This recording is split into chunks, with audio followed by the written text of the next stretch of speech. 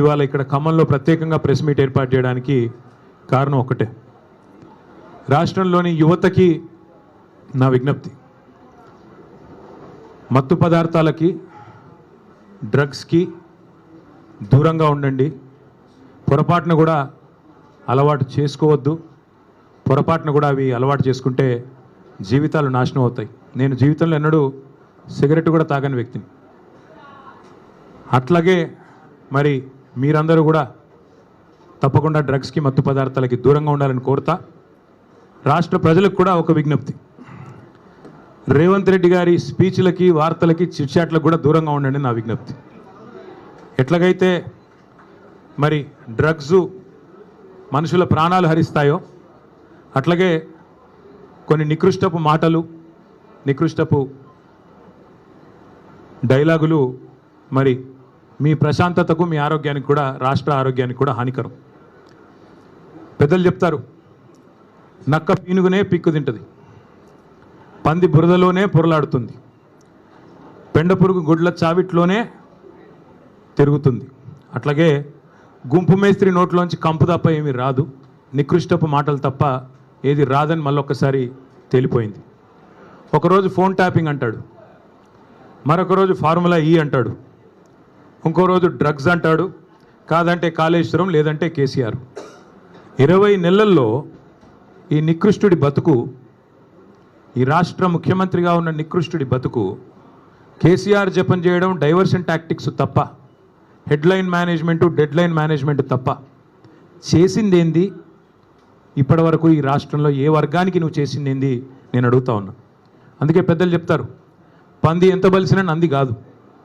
నువ్వు ముఖ్యమంత్రి కావచ్చు, ఇంకో 3 ఏళ్ళు ఉండొచ్చు, మురిపంగా డబ్బుల మూటలు దోచుకుంటూ ఉండొచ్చు, కానీ ఎన్నటికీ నీ బతుకు ఒక పెండ పురుగులోని పురుగు బతికే తప్ప నీది ఎన్నటికైనా కూడా కేసీఆర్ స్థాయి కానీ, ఆ ముఖ్యమంత్రి పదవికి ఉండే ఒక గౌరవాన్ని కానీ, గతంలో మహామహులు ఆ పదవిని అధిష్ఠించారు. ఓ విజయభాస్కర్ రెడ్డి గారు, ఓ ఎన్టీ రామారావు గారు, ఒక రాజశేఖర రెడ్డి గారు, ఓ చంద్రబాబు నాయుడు గారు, ఓ కేసీఆర్ గారు. వాళ్ళు ఆ పదవికి ఎక్కిన తర్వాత ఎంత హుందాగా వ్యవహారం చేశారు. ఒక రోషయ్య గారు ఎంత హుందాగా వ్యవహరించారు, మీరెంత నికృష్టంగా వ్యవహరిస్తున్నారు. ఇది రాష్ట్రమే కాదు, దేశం మొత్తం గమనిస్తూ ఉంది. 2 ఏళ్ళైంది మీరు తెలంగాణ రాష్ట్రానికి ముఖ్యమంత్రి అయ్యి. మీ వల్ల వీసమెత్తు లాభం పొందిన ఒక మనిషి కానీ, ఒక వర్గం కానీ చూపెడతావా?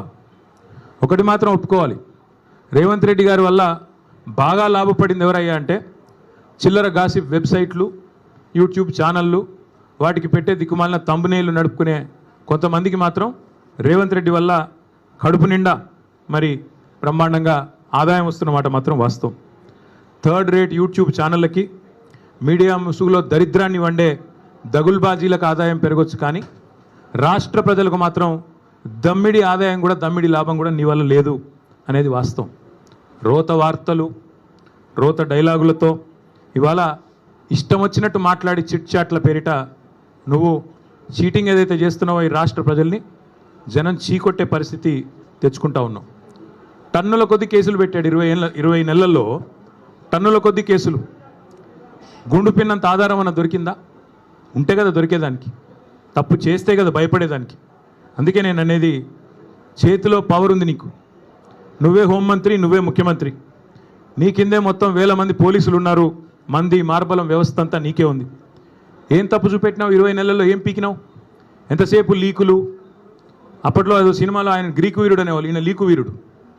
లీకులు తప్ప, చిట్చాట్లు తప్ప నువ్వు పీకింది ఏంది, నువ్వు చేసింది ఏంది రాష్ట్ర ప్రజలకు కానీ, రాష్ట్రంలోని ఏ వర్గానికి నువ్వు చేసింది ఏంది నేను అడుగుతా ఉన్నా.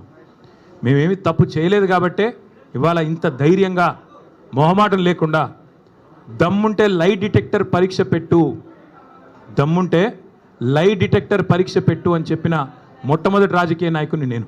నీకుందా దమ్ము?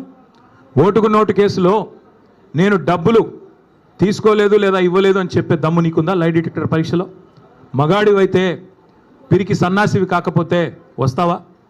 ఉద్దరం కూర్చుందాం, రాష్ట్ర ప్రజల ముందు లైవ్ కెమెరాల ముందు కూర్చుందాం, ఎవరేందో ప్రజలను తెలవమందాం. ఇద్దరి మీద ఉంది కదా ఏసీబీ కేసు, నీ మీదో కేసు ఉంది, నా మీదో కేసు ఉంది. నువ్వు మరి రా, ముందుకు రా అని కూడా సవాల్ చేసిన రాలా. పెడితే పెట్టాడు కేసులు, ఏదో ఫార్ములా ఈ అని కమిషన్ అని ఇదని అదని పెట్టాడు. దొంగ కేసు పెట్టినా అది కూడా పెట్టడం సరిగా రాదు ఈయనకి. అదే సినిమాలో చెప్తారు, బ్రహ్మానందం గారు దొంగ పాత్ర వేస్తాడు. వేసిన తర్వాత అందులో ఆయన చెప్తాడు, ఆ హీరో గారు, వీడు దొంగ కానీ దొరికిపోవడం వీడి స్పెషాలిటీ అంటాడు. అట్లాగే రేవంత్ రెడ్డి స్పెషాలిటీ ఏంటంటే దొరికిపోవడం, పనికి మాలిన డైలాగులు కొట్టడం, మళ్ళీ వెంటనే దొరికిపోవడం. అందుకే నేను అనేది మీకు రేవంత్ రెడ్డి గారికి నేను చెప్తా ఉన్నా, నువ్వు సీసీ కెమెరాల్లో దొరికిపోయిన చిల్లర దొంగవి. నీ బుద్ధి ముఖ్యమంత్రి అయినాక కూడా మారలా. చిట్ చాట్ల పేరిట్లో చీకటి భాగవతం ఎందుకు, చీకటి బతుకులు ఎందుకు? నేను అడుగుతా ఉన్నా, స్ట్రైట్గా మాట్లాడుకుందాం రా. నువ్వే డైలాగ్ కొడుతీవి కదా, కేసీఆర్ వస్తాడా కేటీఆర్ వస్తాడా రండి అన్నావు, నేను వచ్చిన. నువ్వు పారిపోయిన పిరికి సన్నాసివి. నీ సవాల్ స్వీకరించి నేను వస్తే మాట మీది నుండి తప్పుకుని పారిపోయిన పిరికి సన్నాసివి ఇవాళ చీకటి భాగవతాలు, చీకటి డైలాగులు, మీడియా మిత్రులతో చిట్ చాట్ల పేరిట డ్రామాలు ఎందుకు? ఇప్పుడు కూడా మళ్ళీ అడుగుతున్నా, ఎక్కడ పెడతావో పెట్టు చర్చ, వస్తాను. నువ్వు ఎక్కడంటే అక్కడ పెట్టు. అసెంబ్లీ అంటాడు, అసెంబ్లీలో మైక్ కట్ చేయకుండా చూద్దాం. నువ్వే చెప్పుకున్నావు కదా ఒక పత్రికకు పోయి, ఆ చెంప ఈ చెంప వాయిస్తున్నారు అసెంబ్లీలో అని. భయం నీకు, ఎందుకంటే నీకు రచ్చ చేయడం తెలుసు తప్ప చర్చ చేయడం తెలీదు. రచ్చ చేయమంటే ఇష్టం వచ్చిన బూతులు మాట్లాడమంటే, గుడ్లు బీకి గోటీలాడతా పేగులు తీసి మెడలో వేసుకుంటా అనే పనికిమాలిన డైలాగులు కొట్టమంటే, పాత చింతకాయ పచ్చడి లాంటి డైలాగులు అవి వస్తాయి. ఎక్కడికి రమ్మంటావు చెప్పు? జూబ్లీహిల్స్ ప్యాలెస్కి రమ్మంటావా? నీ కొడంగల్ కోటలోకి రమ్మంటావా? నేను నీలాగా పారిపోయే పిరికి పందని కాదు. నువ్వు ఏ చర్చకు ఏ విషయంలో ఎప్పుడన్నా సరే రెడీగా ఉన్నావు. ఎందుకంటే మేము పోరాటాల పార్టీగా పోరాటాల నుంచి వచ్చిన వాళ్ళం తప్ప నీలాగా బ్యాగులు మోసి సద్దులు మోసి వచ్చిన వాళ్ళం కాదు. మరొకసారి చెప్తున్నా, ఇదివరకు చెప్పా మళ్ళొకసారి చెప్తున్నా, ఇదివరకు ఒక ఆయన ఇట్లాగే బీజేపీ ఆయన పనికిమాలిన మాటలు మాట్లాడితే, ఈ టెస్ట్ పెట్టుకుంటావా ఆ టెస్ట్ పెట్టుకుంటావా అంటే, ఏం టెస్ట్ పెడతావో పెట్టుకోరా, బొచ్చిమంటే బొచ్చిస్తా, ఏదిమంటే అది ఇస్తా అని చెప్పాను. నువ్వు ఏ టెస్ట్ పెట్టినా దానికి నేను రెడీ. మరి నేను అడుగుతా ఉన్నా రేవంత్ రెడ్డిని, ఆయన కుటుంబ సభ్యులకు కూడా అడుగుతా ఉన్నా, నేను ఆయన కుటుంబ సభ్యులకి విజ్ఞప్తి చేస్తూ ఉన్నా, రేవంత్ రెడ్డి గారి కుటుంబ సభ్యులకి, కాన్వాయ్లో తిరగడం, సెటిల్మెంట్లు చేయడం, బెదిరించి చందాలు గుంజుకోవడం ఇది ఒకటే కాదు. ముఖ్యమంత్రి గారి కుటుంబం మీరు, మీవాడు ఒక మానసిక రుగ్మతతో బాధపడతా ఉన్నాడు. ఎప్పుడు బట్టలు చింపుకొని రోడ్ల మీద పిచ్చోడ్లాగా పరిగెడతారని మేము కూడా కంగారు పడతా ఉన్నాం. చూపెట్టండి డాక్టర్లకి, వాటాల సంగతి తర్వాత చూసుకోవచ్చు. మీద పిచ్చోడైపోయి బట్టలు చింపుకొని రోడ్ల మీద పరిగెత్తేలాగా ఉన్నాడు. మరి ఆ దరిద్రం రాష్ట్ర ప్రజలు చూడకముందే దయచేసి ఒక మానసిక ఆసుపత్రికి తీసుకొని పోయి చూపెట్టాలని చెప్పి నేను కోరుతా ఉన్నా. ఇంకొకటి నేను రాష్ట్ర ప్రజలకు కూడా విజ్ఞప్తి చేస్తూ ఉన్నా, ఈ మధ్యన ఒక అలవాటుగా మారిపోయింది. ఏ ఆధారము లేకపోయినా, ఏ అధికారిక ప్రెస్ మీట్ లేకపోయినా, అధికారిక స్టేట్మెంట్ లేకపోయినా, ఇదిగో పులి అంటే అదిగో తోక, ఇదిగో ట్యాపింగ్, ఈ హీరోయిన్ ఆ హీరోయిన్, ఈయన డ్రగ్గులు వాడాడు ఆయన డ్రగ్గులు వాడాడు, ఒక్కడంటే ఒక్కడు ఈ రాష్ట్ర ప్రభుత్వంలో కానీ ఈ రాష్ట్ర అధికార యంత్రాంగంలో కానీ అధికారికంగా ఏమైనా చెప్పారా? ఏంది గాసిప్సు, ఏంది నాన్సెన్సు? ఎవరన్నా మీకు వచ్చి ఫలానా వాడు తప్పు చేశాడని చెప్పారా ఇప్పటికీ? ఇది ట్యాపింగు, అది కుంభకోణం, ఇది లంబకోణం, అది డ్రగ్స్, ఇవేనా? ఇంకా 6 గ్యారెంటీలు మర్చిపోదామా? 420 దొంగ హామీలు మర్చిపోదామా? ఆడబిడ్డలకు ఇస్తానన్న 2500 మర్చిపోదామా? ముసలోళ్ళకి ఇస్తానన్న 4000 పెన్షన్లు మర్చిపోదామా? రైతులకు ఇస్తానన్న బోనస్ మర్చిపోదామా? ఇదిగో పులి అదిగో తోక అని వదంతులు పట్టుకునే రోజు మనం అందులో ఒత్తుకుంటూ కూర్చుందామా ఫోన్లో? ఈ తమ్మునేలు ఆ తమ్మునేలు, వీడు ఇట్లా అంట వాడు అట్లా అంట, ఈయన ఇంకా మనకు కావాల్సింది ఈ గాసిప్స్ అడిక్షన్ కూడా. ఈ గాసిప్స్ ఏవైతే, ఈ వదంతులు, ఈ రూమర్స్ ఏవైతే ఉన్నాయో వీటి అడిక్షన్ కూడా ఈ రేవంత్ రెడ్డికి పట్టుకున్నది. ఓ పిచ్చోడ్లాగా మాట్లాడుతూ ఉన్నాడు. ఆ జూబ్లీహిల్స్ అనే ప్రాంతం ఉంటుంది హైదరాబాద్లో, అక్కడ కిట్టి పార్టీలు జరుగుతూ ఉంటాయి. మధ్యాహ్నం కొంతమంది బాగా డబ్బున్నోళ్ళు కిట్టి పార్టీలు చేసుకొని వీళ్ళ గురించి వాళ్ళ చెవులు కోరుకోవడం, వాళ్ళ గురించి వీళ్ళ చెవులు కోరుకోవడం, అది జరిగేది. ఈయన కూడా అట్లాంటి కిట్టి పార్టీ ఆంటీ ఈయన రేవంత్ రెడ్డి గారు. ఎక్కడో ఎవడో చెప్పింది విని అదే నిజం అనుకుని భ్రమించి దాన్ని మళ్ళీ 10 మందిని పోగేసుకొని, మీడియాని పోగేసుకొని చిట్ చాట్ల పేరిట చిల్లర మాటలు మాట్లాడే నికృష్టుడు రేవంత్ రెడ్డి. నేను అందుకే అంటా ఉన్నా, నువ్వేదో వాగావు కదా నేను డ్రగ్స్ బిగ్స్ అని. దమ్ముంటే మగాడివైతే బయటికి వచ్చి పత్రికల్లో మాట్లాడు, నువ్వే ముఖ్యమంత్రి, నువ్వే హోంమంత్రి, ఏం ఆధారం ఉందో పెట్టు. అంతేగాని ఒక దొంగలాగా నీకు అలవాటైన పని చీకట్లో కూర్చొని 10 మందితో ఒకటి చెవులో కూడా కొరుక్కొని పనికిమాలిన మాటలు మాట్లాడుతూ టైంపాస్ చేయకు. ఇంకొక మాట కూడా అడుగుతా ఉన్నా నేను, ఈ శవాల మీద పేలాలు ఏరుకోవడం ఏందే నాకు అర్థం కాదు. ఎవరో చనిపోతే దుబాయ్లో దాన్ని నాకంట కట్టడం ఏంది నీ బొంద? ఏమైనా జ్ఞానం ఉందా నీకు అసలు? ఏం మాట్లాడుతున్నావు? రాష్ట్ర ముఖ్యమంత్రివా లేకపోతే శవాల మీద పేలాలు ఏరుకునే దౌర్భాగ్యుడివా? నేను అందుకే అంటా ఉన్నా, నీకు దమ్ముంటే ఆధారం బయట పెట్టు, దమ్ముంటే ఏ టెస్ట్ చేస్తావో చెయ్యి, దమ్ముంటే నీ దగ్గర ఏం ఆధారం ఉందో పెట్టు. లేదా ఈ కిట్టిపాటి ఆంటీలాగా ప్రతిరోజు ఇళ్ళ చెవు కొరికి ఆళ్ళ చెవు కొరికి హెడ్లైన్లు మేనేజ్ చేసి మీడియాను మేనేజ్ చేసి ఎక్కువ రోజులు బతకలేవు. ఇంకో మాట నేను అడుగుతా ఉన్నా, నేను అంటా ఉన్నాడు, నేనంట కోర్టుకు పోయి స్టే తెచ్చుకున్నా అంట. కోర్టు ఏం చెప్పింది తెలుసా రేవంత్ రెడ్డిని? ఇట్లాగే పిచ్చిబాగుడు వాగుతుంది. నేను చెప్పేది ఈరోజు కాదు, 2021లో ఇట్లాగే సన్నాసి మాటలు మాట్లాడినాడు, డ్రగ్స్ గిగ్స్ అని. నేను కోర్టుకు పోయి పనికిమాలిన మాటలు మాట్లాడుతున్నాడు ఆధారం లేకుండా అని కోర్టుకు పోతే కోర్టు ఏం చెప్పింది తెలుసా? చెత్త మాట్లాడితే చెప్పు తీసుకొని కొడతామని చెప్పి ఇంజంక్షన్ ఆర్డర్ ఇచ్చింది. దాన్ని స్టే అంటాడు. ఈ మూర్ఖుడికి ఇంజంక్షన్ ఆర్డర్ తెలియదు, స్టే తెలియదు. చెత్త మాటలు మాట్లాడితే చెప్పు తీసుకొని కొడతా అని కోర్టు చెప్పింది, నేను కాదు. బుద్ధి జ్ఞానం ఉంటే ఆ ఇంజంక్షన్ ఆర్డర్ ఇంకా ఉంది. నువ్వు ముఖ్యమంత్రివి. ఒక థర్డ్ రేట్ చిల్లరగాడిలాగా బజార్లో పోయే చిల్లర పంచాయతీలాగా చెయ్యకు. ఇంకో మాట అంటాడు, నేనేదో లోకేష్ని కలిసినట్టు అర్ధరాత్రి పోయి మేమేం చేసినా బాజాప్తా చేస్తాం, బేజాప్తా చేయాల్సిన కర్మ మాకు లేదు. అయినా నాకు తెలియక అడుగుతా, లోకేష్ ఏమైనా నీ లెక్క అంతర్రాష్ట్ర దొంగనా? లోకేష్ ఏమైనా నీ లెక్క సంచులు మోసినోడా? లోకేష్ ఏమైనా నీ లెక్క చదువు రానోడా? కలిస్తే తప్పేంది? ఒకవేళ కలవలేదు, కలిస్తే తప్పేంది? అయినా నాకు తెలియక ఇంకో మాట అడుగుతా, పక్క రాష్ట్ర మంత్రి యువకుడు, నాతో డెఫినెట్గా సత్సంబంధాలు ఉన్నాయి, ఇద్దరం కూడా ఫ్రెండ్లీగా ఉంటాము, కలవలేదు కానీ కలిస్తే తప్పేంది? నాకు తెలియక అడుగుతా. అయినా మీ పెద్ద బాసు చంద్రబాబు కొడుకే కదా, నేను ఏదో గూండానో దావుద్ ఇబ్రాహింనో సీకట్లో కలిసినట్టు డైలాగులేంద్ర హౌలా. నేను అడిగింది ఏంది, నేను చెప్పింది ఏంది? నేను ఉన్న దొంగను కలిసిన నీలాగా, లేకపోతే నీలాగా లోఫర్ రాజకీయాలు చేస్తున్నాను ఢిల్లీలో పోయి చీకట్లో పోయి అమిత్ షా కాళ్ళు పట్టుకొని చీకట్లో పోయి మోడీ గారి పాదాలకు ప్రణమిల్లి చిల్లర రాజకీయం చేస్తున్నానా? పక్క రాష్ట్ర మంత్రి యువకుడు నాకు తమ్ముళ్ళు అంటాడు, కలిస్తే కలుస్తా కానీ నేను కలవలేదు. దానికి ఏదో పెద్ద ఈయనేదో గొప్ప విషయం కనిపెట్టినట్టు. ఆయన నాకు తెలియక అడుగుతా, పాలన గురించి తెలుసుకోవాలంటే మమ్మల్నే కలుస్తారు బీఆర్ఎస్లను, దోపిడీ గురించి తెలుసుకోవాలంటే నిన్ను కలుస్తారు. ఆయన నన్ను కలిస్తే నీకేం నొచ్చింది? ఆయన నన్ను కలిసినా నీకేం బాధ అవుతుంది? నాకు అట్లా తెలియక అడుగుతా. నేనేమంటున్నా అంటే, ఈ చిల్లర మాటలతోని ఎన్ని రోజులు టైంపాస్ చేస్తావు? ఇంకెన్ని రోజులు ప్రజలు ఇవాళ ఆగం చేసే ప్రయత్నం చేస్తున్నావు? అసలు నిన్న రేవంత్ రెడ్డి గారు ఎందుకు మాట్లాడండి పనికి మాలిన మాటలు? ఎందుకు అంటే ఒకటే కారణం, ఈయన దొరికిపోయిండు.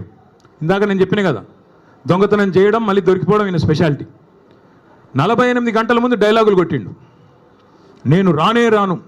ఆంధ్ర వాళ్ళు మీటింగ్ పెట్టినారు, ఆంధ్ర ప్రభుత్వం వాళ్ళ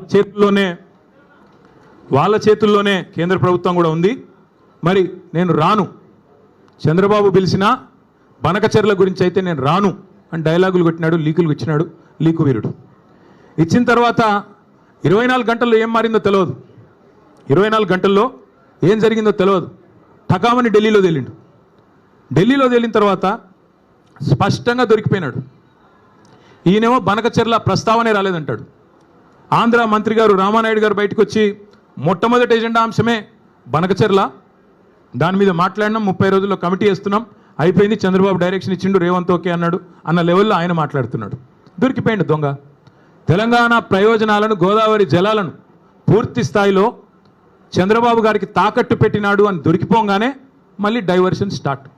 కొన్ని రోజులు ట్యాపింగు, కొన్ని రోజులు కాళేశ్వరం, కొన్ని రోజులు ఫార్ములా, ఇంకొన్ని రోజులు డ్రగ్స్, మన్ను మశానం వాడి బొంద. తప్ప ప్రజలకు పనికొచ్చే ఒక్క మాట, ప్రజలకు పనికొచ్చే ఒక్క మాట, ఒక్కటంటే ఒక్క మాట మాట్లాడినాడా? చిట్ చాట్లో మహాలక్ష్మి ఎప్పుడు ఇస్తావో చెప్పావా? రైతులకు మొత్తం రుణమాఫీ ఎప్పుడు పూర్తి చేస్తావో చెప్పావా? బోనస్ ఎంత ఇచ్చినావు, ఇంకా మిగతాది ఎప్పుడు ఇస్తావో చెప్పావా? రైతు భరోసా అని డైలాగులు కొట్టి 15,000 అని చెప్పి 12,000 ఎందుకు ఇచ్చినావా? దౌర్భాగ్యం ఏందో చెప్పినావా? ఆడపిల్లలకు స్కూటీలు ఎప్పుడు ఇస్తావో చెప్పినావా? ముసలోళ్ళకి 4,000 పెన్షన్లు ఎప్పుడు ఇస్తావో చెప్పావా? ఇదేది చేత కాదు. కాబట్టి ఏం చేయాలి? ఈ తెలంగాణను దండుపాలెం బ్యాచ్ లాగా దోచుకుంటున్న అన్నదమ్ముళ్ళు, అనుముల బ్రదర్సు, నువ్వు కలిసి, అదేవిధంగా మీ వాళ్ళు కలిసి మొత్తం ఈరోజు డైవర్షన్ గేమ్లు తప్ప 20 నెలల్లో చేసింది ఏంది? ఇవాళ వెన్నుపోటు పొడవడం అనేది రేవంత్ రెడ్డికి ఏం కొత్త కాదు, వెన్నతో పెట్టిన విద్య. నమ్మి ఓటేసిన పాపానికి దేశ రాజధాని ఢిల్లీ సాక్షిగా మరి మళ్ళొక్కసారి తెలంగాణ ప్రజల గొంతు కోసిన కసాయి రేవంత్ రెడ్డి. నాడు నోట్ల కట్టలతో అడ్డంగా దొరికిండు, ఈరోజు ప్రజల నోట్లోనే మట్టి కొడతా ఉన్నాడు రేవంత్ రెడ్డి. త్యాగాలు, పోరాటాలు బలిదానాలతో ఏర్పడ్డ ఈ తెలంగాణకి ఇట్లాంటి నికృష్టుడు ముఖ్యమంత్రిగా ఉండడం అనేది నిజంగా కూడా మనందరికీ అవమానం. కేసీఆర్ గారి ప్రభుత్వంలో 10 ఏళ్ళు ఇదే ఖమ్మం జిల్లాలో కానీ మిగతా ఉమ్మడి జిల్లాల్లో కానీ రైతు పొలంలో నీళ్లు ఉండాలి కానీ రైతు కళ్ళల్లో కన్నీళ్ళు ఉండకూడదని చెప్పి ఒక కమిట్మెంట్తో ఇక్కడ సీతారామ ప్రాజెక్టు కట్టినా, భక్త రామదాస్ కట్టినా, కాళేశ్వరం కట్టినా, పాలమూరు రంగారెడ్డి ఎత్తిపోతల పథకం కట్టినా, చెరువులు బాగు చేయడానికి మిషన్ కాకతీయ, ఇక్కడికి వచ్చేటప్పుడు కూడా లక్కారం చెరువు అక్కడ పెద్ద ఆర్చి మీద రాస్తుంది మిషన్ కాకతీయ లక్కారం చెరువు అని. అట్లాంటి కార్యక్రమాలు మరి అనుక్షణం తప్పించి మరి 14 ఏళ్ళు ఆనాడు నీళ్ల పేరిట పోరాటం చేసిన, 10 ఏళ్ళు ప్రభుత్వాన్ని నడిపిన కేసీఆర్ గారు ప్రాజెక్టులు కట్టారు. రైతు బాగుండాలని తప్పించి రైతు బంధు పెట్టి, రైతు బీమా పెట్టి, పంటలు కొని బ్రహ్మాండంగా నీళ్ళు అందించి 12వ స్థానంలో ఉన్న తెలంగాణ నెంబర్ 1 స్థానాన్ని తీసుకొని పోయారు. కానీ దాని గురించి కూడా నిన్న చిల్లర మాటలు ఢిల్లీలో మాట్లాడిండు రేవంత్ రెడ్డి. బాబు గారితో మరి జరిగిపోయిన దొంగ ఒప్పందం, చీకటి ఒప్పందం బయటపడంగానే కవర్ చేసుకోవడానికి కవర్ డ్రైవ్లు, ఇవన్నీ ఎక్స్ట్రా కవర్ డ్రైవ్లు, డ్రగ్స్, కాళేశ్వరము, ట్యాపింగు, టూపింగు. అందుకే కుడిదిలో పడ్డ ఎలకలా కొట్టుకుంటా ఉన్నాడు. ఏం చేయాలో తెలియదు, దొరికిపోయిండు, అడ్డంగా దొరికిపోవడం కాబట్టి అడ్డదారులు ఎత్తుకుతా ఉన్నాడు. ఎజెండాలో ఫస్ట్ ఐటమ్ అని చెప్పాడు కదా, నేను కాదుగా చెప్పింది. ఎజెండాలో ఫస్ట్ ఐటమ్ అని నిమ్మల రామానాయుడు గారు ఏపీ మంత్రి గారు చెప్పిన మాట వాస్తవం కాదా? ఇంత స్పష్టంగా చెప్పిన తర్వాత తెలంగాణ ముఖ్యమంత్రి అబద్ధాలు చెప్పిన మాట వాస్తవం కాదా? అందుకే నేను అనేది 70 లక్షల మంది రైతుల ముందు, ఇవాళ కోట్లాది మంది ప్రజల ముందు మళ్ళొకసారి దొరికిపోయింది కాబట్టే ఈ మైండ్ బ్లాంక్ అయిపోయి ఈ పనికిమాలిన మాటలతో అటెన్షన్ డైవర్షన్ కోసం ఈ చెత్తవాగుడంతా వాగుతూ ఉన్నాడు. డ్రైనేజీ కంపు ఎంత అయితే ఉంటుందో అంతకంటే ఎక్కువ మీ దగ్గర అదే ఉండేది. ఇక్కడ ఇదివరకు కాలువ ఆ గోళ్ళపాడు ఉండే, ఇదివరకు అలా పోవాలంటేనే భయం అవుతుండే. అంతకంటే కంపు ఉన్నది ఇప్పుడు రేవంత్ రెడ్డి నోరు. ఆ నోరు తెరిస్తే దరిద్రం గబ్బు తప్ప ఒక్కటంటే ఒక్క మంచి మాట రాదు. అట్లే నేను అడుగుతా ఉన్నా, ఈ జిల్లాలో ఏం చేశారు ఇప్పుడు రేవంత్ రెడ్డి గారు? ఈ 20 నెలల కాలంలో రాష్ట్రానికి ఏం చేసినావు, ఖమ్మం జిల్లాకి ఏం చేసినావు చెప్తావా? కేసీఆర్ గారు కట్టిన ప్రాజెక్టు సీతారామ, ఆ ప్రాజెక్టుకు వచ్చి రిబ్బన్ కట్ చేసి నెత్తిన నీళ్ళు చల్లుకోవడం తప్ప నువ్వు పీకింది ఏంది, నీ మంత్రులు పీకింది ఏంది అని అడుగుతా ఉన్నా. ఒక మంత్రి ఏమో బాంబుల్లో బిజీగా ఉన్నాడు, ఆయన పేరు బాంబులేట్ అయిపోయింది పాపం. ఇప్పుడు బాంబు వెళ్తుంది, అప్పుడు బాంబు వెళ్తుంది, Karthika Pournami bye, Deepavali bye, Sankranti bye, మళ్ళీ దసరా రానివట్టే, దీపావళి రానివట్టే, ఇప్పుడు పేలుతుంది, అప్పుడు పేలుతుంది. ఏంది పేలేది, ఏంది చేసింది ఏంది, నువ్వు పీకేది ఏంది? అందుకే చెప్పాను నేను లాస్ట్లో కూడా, ఏదో ఉచ్చులో ఇరుక్కున్నాడు అంటే ఉత్సాన బొత్స అని చెప్పాను. ఇప్పుడు కూడా మళ్ళీ అదే చెప్తా ఉన్నా, మీరు పీకేది ఏమీ లేదు కాంగ్రెస్ వాళ్ళు, 100% చెప్తున్నా. మిమ్మల్ని మాత్రం 420 హామీల విషయంలో ఫుట్బాల్ ఆడే బాధ్యత మాదే. ప్రధాన ప్రతిపక్షంగా రేవంత్ రెడ్డి కావచ్చు, పొంగులేటి కావచ్చు, వాళ్ళ అయ్య కావచ్చు, వాళ్ళ తాత కావచ్చు, ఫుట్బాల్ ఆడే బాధ్యత మాది. ఇదే ఖమ్మం జిల్లాలో మళ్ళీ బ్రహ్మాండమైన మెజారిటీతో తిరిగి గులాబీ జెండా రెపరెపలు ఆడుతుంది. ఇప్పటికే ఖమ్మం జిల్లా ప్రజలకి మోసం కూడా అర్థమైంది. నేను ఎందుకు ఇలా బాధ అంతా ఏంటి, ఇలా ఆక్రోశం ఏంటి? పొంగులేటి శ్రీనివాసరెడ్డి గారికి బ్రహ్మాండంగా ఈ ప్రభుత్వం వచ్చిన తర్వాత కొడంగల్ లిఫ్ట్ ఇరిగేషన్లో 4,000 కోట్ల రూపాయల ప్రాజెక్టులు ఇచ్చారు. అదేవిధంగా ఎంత అద్భుతమైన బంధం అంటే బడేబాయి చోటేబాయి బంధం, బీజేపీ కాంగ్రెస్ బంధం ఎంత దృఢమైన బంధం అంటే పొంగులేటి ఇంటి మీద ఈడీ రైడ్ అయ్యి సంవత్సరం అయింది ఇప్పుడు దగ్గర. ఇటు పొంగులేటి మాట్లాడాడు, అటు ఈడీ వాడు మాట్లాడాడు. ఇప్పటికి నేను 10 సార్లు అడిగాను, ఏం దొరికిందయ్యా అంటే మీరు మీడియా వాళ్ళు వేశారు. మీరు పొంగులేటి ఇంట్లోకి నోట్ల కట్టలు కౌంట్ చేయడానికి మెషిన్లు పోతున్నాయని రాశారు, స్క్రోలింగ్లు, బ్రేకింగ్లు. మరి ఏమైంది? ఎవరు అడగరే? వస్తలేడా ఖమ్మానికి? అడగబుద్ధి అయితే లేదా? రాయరా, అడగరా? అట్లాగే అటు ఆయన ఈడీ ఆయన చెప్పడు, ఇటు ఈయన చెప్పడు, పొంగులేటి చెప్పడు. ఏం దొరికిందా అంటే ఎన్ని 100 కోట్లు దొరికినాయి, ఎక్కడ పోతున్నాయి ఇవన్నీ, ఎక్కడ పోతున్నాయో మాకు తెలుసు. నీళ్ళేమో చంద్రబాబుకు, నిధులేమో రాహుల్ గాంధీకి, తెలంగాణ ప్రజలకు మాత్రం బూడిద. చేసిందేంది 20 నెలల్లో?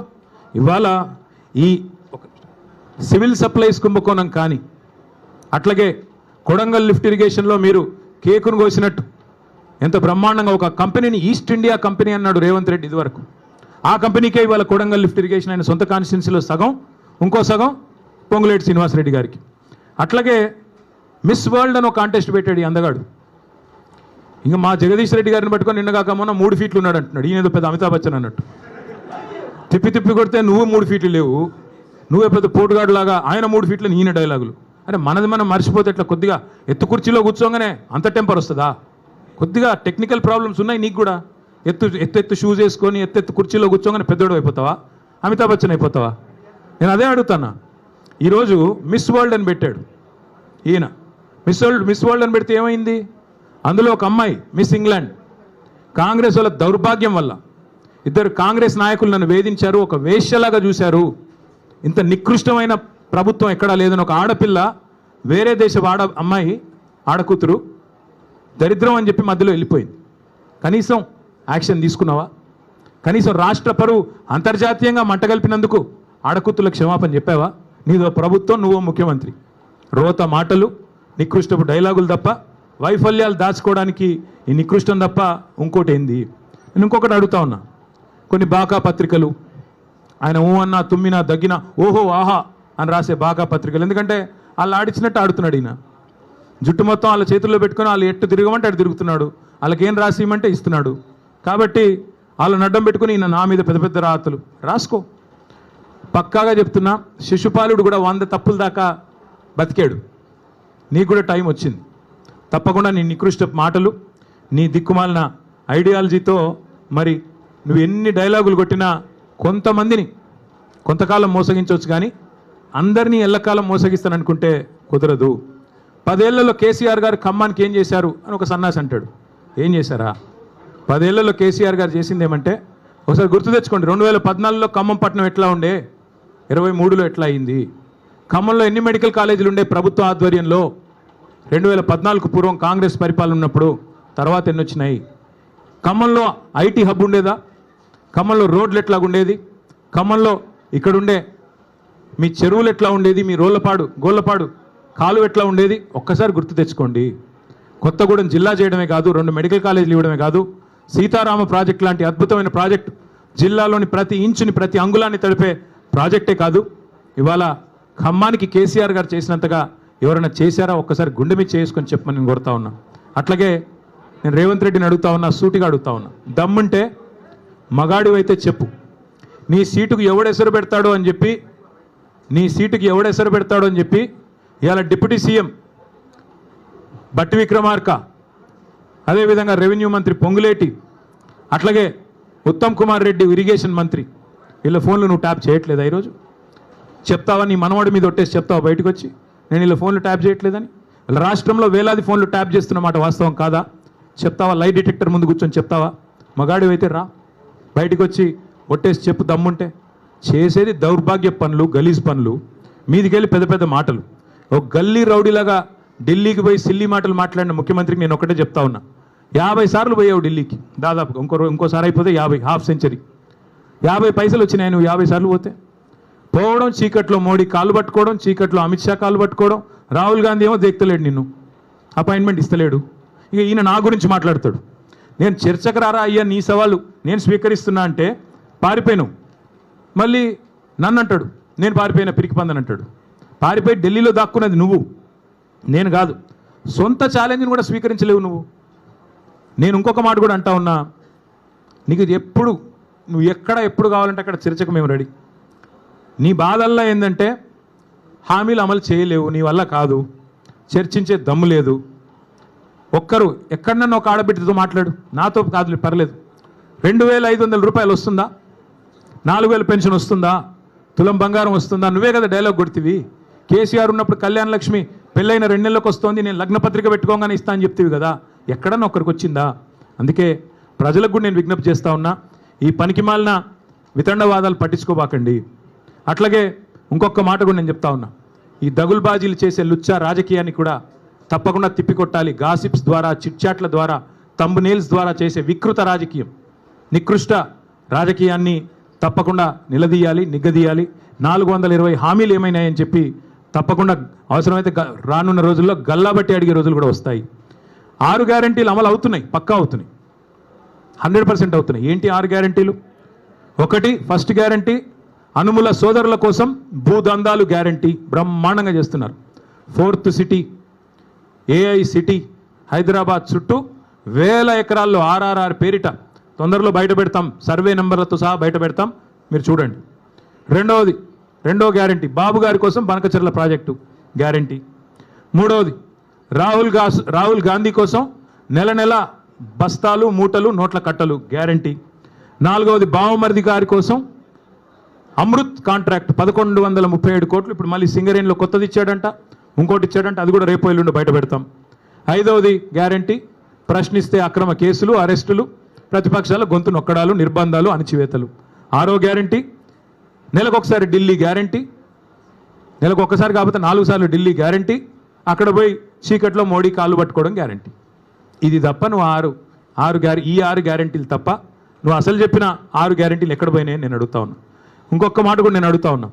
నేను ఫామ్ హౌస్ అంటాడు రేవంత్ రెడ్డి గారు. ఫామ్ హౌస్ కాదు, కేసీఆర్ కాదు. నువ్వు ఏ ఫార్మర్ హౌస్కి పోయినా నీ బతికేందో చెప్తారు. ఇవాళ రాష్ట్రంలో ఏ ఫార్మర్ హౌస్కి పోతావో పో, కొండారెడ్డిపల్లిలోనా, కొడంగల్లోనా, ఖమ్మంలోనా, యాడికి వస్తావో రా, ఫార్మర్సే చెప్తారు నీ బతికేందో, నీ లెక్కేందో. అట్లాగే ఇంకొక మాట కూడా నేను చెప్తా ఉన్నా. ఇవాళ 100% చెప్తా ఉన్నా నేను, నువ్వు ఏ సవాలు ఎప్పుడు ఎక్కడ వేసినా స్వీకరించేదానికి నేను సిద్ధంగా ఉన్నా. నేను రేవంత్ రెడ్డి గారికి ఒక్కటే అడుగుతా ఉన్నా. మీరు అసెంబ్లీలో మైకులు కట్ చేసి స్పీకర్ గారిని కనుసైగలతో నియంత్రించి బతికిపోతా అక్కడేదో 4 డైలాగులు కొట్టి ఊకదంపుడు ఉపన్యాసాలు కొట్టి మళ్ళీ ఇట్లే డ్రగ్స్, కాళేశ్వరం, ట్యాపింగు, టూపింగు అని చెప్పి తప్పించుకుంటా అంటే ఎక్కువ రోజులు తప్పించుకోలేవు. టైం గడుస్తూ ఉంది, 20 నెలలు అయిపోయింది. ప్రజలు చూస్తూ ఉన్నారు, అన్నీ చూస్తూ ఉన్నారు. తప్పకుండా అన్నిటికీ తిరుగులేని సమాధానం చెప్తారు. స్థానిక సంస్థల ఎన్నికల్లో బీసీలను ఎట్లా మోసం చేస్తున్నావో బీసీలు కూడా చూస్తూ ఉన్నారు. 42% రిజర్వేషన్ల పేరిట నీ ప్రభుత్వం ఆడుతున్న నాటకాన్ని కూడా బీసీలు అర్థం చేసుకున్నారు. బీసీ డిక్లరేషన్లో చాలా చెప్పావు. 20,000 కోట్ల బడ్జెట్ ఇస్తా అన్నావు, సంవత్సరానికి 5 ఏళ్లలో 1,00,000 కోట్ల బడ్జెట్ అన్నావు. మరి 2 బడ్జెట్లు పెట్టావు.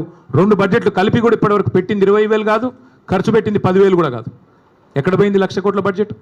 అట్లాగే నువ్వే కదా చెప్పింది బీసీ సబ్ ప్లాన్ తెస్తా అన్నావు. ఎక్కడ పోయింది బీసీ సబ్ ప్లాన్? 42% కేవలం రాజకీయ రిజర్వేషన్లే కాదు, ప్రభుత్వ వర్కుల్లో 42% ఇస్తానన్నావు, కాంట్రాక్టులో 42% ఇస్తానన్నావు. ఒక్క కాడ నన్ను ఇచ్చినావా? కనీసం నీ కొడంగల్లో ఇచ్చినావా? చూపెడతావా? మరి నీ చేతిలో ఉన్నదేమో ఇవ్వవు. నీ చేతుల్లో ఉన్న కొన్ని మంత్రివర్గంలో 42% మంత్రులు ఉన్నారా బీసీలు? మరి నీ చేతుల్లో ఉన్నది ఇవ్వవు. నీ చేతుల్లో ఉన్న బడ్జెట్లో రూపాయి పెట్టవు. నీ చేతుల్లో 42% కాంట్రాక్ట్లో ఇచ్చేది ఉంటే అది ఇవ్వవు. నీ చేతుల్లో 42% మంత్రులు ఇచ్చేది ఉంటే అది ఇవ్వవు. నీ చేతుల్లో బీసీ సబ్ ప్లాన్ పెట్టే అధికారం ఉంటే అది చెయ్యవు. నీ చేతుల్లోనే ఇన్ని పెట్టుకొని చేయకుండా కేంద్రం చేతుల్లో ఉన్న రిజర్వేషన్లు నేను చేస్తున్నా అని చెప్పి నువ్వు నమ్మించి ఒక కాగితం ఇస్తే నమ్మడానికి బలహీన వర్గాల సోదరులు ఇవాళ చైతన్యం లేరు వారు అనుకుంటా ఉన్నావా? అందరికీ అన్నీ అర్థమైనాయి. పెద్దలు నేను జస్టిస్ ఈశ్వరయ్య గౌడ్ గారు చెప్పారు, హైకోర్టు జడ్జిగా పనిచేసిన పెద్ద ఆయన, ఇది చెల్లదు అని స్పష్టంగా చెప్తున్నారు. మరి రాష్ట్రంలో ఉన్న వాళ్ళందరికీ అర్థమవుతున్నది. అందుకే నేను అనేది రేపు స్థానిక సంస్థల్లో తప్పకుండా మంచి ఫలితాలు వస్తాయి. నువ్వు బనకచర్ల పేరిట బాబు గారికి ఏదైతే గురుదక్షిణ చెల్లించుకుంటున్నావో దీన్ని మేము తీవ్రంగా వ్యతిరేకిస్తూ ఉన్నాం. తెలంగాణ హక్కు తేలాలి. బాబు గారు చెప్తున్నారు, చంద్రబాబు నాయుడు గారు మిగులు జలాల్లో వాడుకుంటే ఇబ్బంది ఏంటి అంటున్నారు. వాస్తవం ఏంటి? నా దగ్గర మొత్తం వివరాలున్నాయి, మళ్ళీ ఒకరోజు మాట్లాడతాను. ఎందుకంటే ఇవాళ ఆయన తిట్లకు నేను కౌంటర్ తిట్లు తిట్టాల్సి వస్తుంది. నాకు ఇష్టం ఉన్న తిట్లు తిట్టడం కానీ నాకు కూడా తప్పట్లేదు అప్పుడప్పుడు ఇట్లాంటివి. ఇవాళ బనకచర్ల విషయంలో మా పార్టీ విధానం ఒకటే. తెలంగాణ హక్కు నికర జలాల్లో మొదటి నుంచి 1486 టీఎంసీల నికర జలాల్లో మా ప్రభుత్వం ఉన్నప్పుడు 968 టీఎంసీలు తెలంగాణ వాటా అని నిర్దిష్టంగా మేము గోదావరి అవార్డు ప్రకారం, గోదావరి నది మీద వేసిన ట్రైబ్యునల్ ఇచ్చిన అవార్డు ప్రకారం మేము స్పష్టంగా రాష్ట్ర ప్రజలకి, కేంద్రానికి చెప్పాం. అట్లాగే మిగులు జలాలు ఏవైతే 3000 టీఎంసీలు ఉన్నాయో అదే దామాషా ప్రకారం మాకు 1950 టీఎంసీల నీళ్లు మిగులు జలాల్లో కూడా మాకు రావాలి తెలంగాణకి. అది ముందు కేంద్రంతో ఒప్పించండి మీరు. బాబు గారి చేతుల్లో ఇవాళ కేంద్రం ఉంది. కేంద్ర ప్రభుత్వం కనుక ముందుకొచ్చి మిగులు జలాల్లో తెలంగాణ వాటా 1950 టీఎంసీలు అని స్పష్టంగా అధికారికంగా సాధికారంగా ప్రకటించి నికర జలాల్లో కూడా 968 టీఎంసీలు గోదావరిలో తెలంగాణకు ఉన్నాయని చెప్పి ప్రకటించిన తర్వాత ఆంధ్రప్రదేశ్ గతంలో ఏవైతే అభ్యంతరం చెప్తూ ఉత్తరాలు రాసిందో సీతారామ ప్రాజెక్టు మీద, సీతమ్మ సాగర్ మీద, అట్లాగే సమ్మక్క బ్యారాజ్ మీద, అట్లాగే కాళేశ్వరం మీద అవన్నీ ఉపసంహరించుకుంటే అప్పుడు తెలంగాణకి న్యాయం జరుగుతుంది తప్ప ఈ రకంగా ఇష్టానుసారంగా ఏ అనుమతి లేకుండా ఒక్క అనుమతి ఉందా? గోదావరి రివర్ మేనేజ్మెంట్ బోర్డు అనుమతి ఉందా బనకచర్లకి? పోలవరం ప్రాజెక్ట్ అథారిటీ అనుమతి ఉందా? సెంట్రల్ వాటర్ కమిషన్ అనుమతి ఉందా? అపెక్స్ కౌన్సిల్ అనుమతి ఉందా? ఏ అనుమతి లేకపోయినా నేను కట్టుకుంటా, ఎందుకంటే రేవంత్ రెడ్డి జుట్టు నా చేతుల్లో ఉంది, మోడీ జుట్టు నా చేతుల్లో ఉంది అని ఎవరు అనుకున్నా తెలంగాణ ప్రయోజనాల విషయంలో ఇంకెవరన్నా రాజీ పడవచ్చు, ఇంకెవరన్నా చీకటి మంత్రాంగాలు చేయొచ్చు, కానీ మేము మాత్రం చేయం. మేము ఆంధ్ర ప్రజలకు వ్యతిరేకం కాదు, ఆంధ్ర రైతాంగానికి ఎంత మాత్రం వ్యతిరేకం కాదు, కానీ తెలంగాణ హక్కులు తేలాలి. గోదావరి జలాల్లో, నికర జలాల్లో మళ్ళీ చెప్తా ఉన్నా నేను, 1486 టీఎంసీల్లో మొదటి నుంచి తెలంగాణ ప్రభుత్వం వాదిస్తున్నది కేసీఆర్ గారి నాయకత్వంలో 968 టీఎంసీలు మా ప్రాజెక్టులు అని చెప్తున్నాం. అది తేల్చండి ముందు. అట్లాగే మిగులు జలాలు 3000 టీఎంసీలు ఉంటే అందులో దామాషా ప్రకారం మాకు 1950 టీఎంసీలు రావాలి.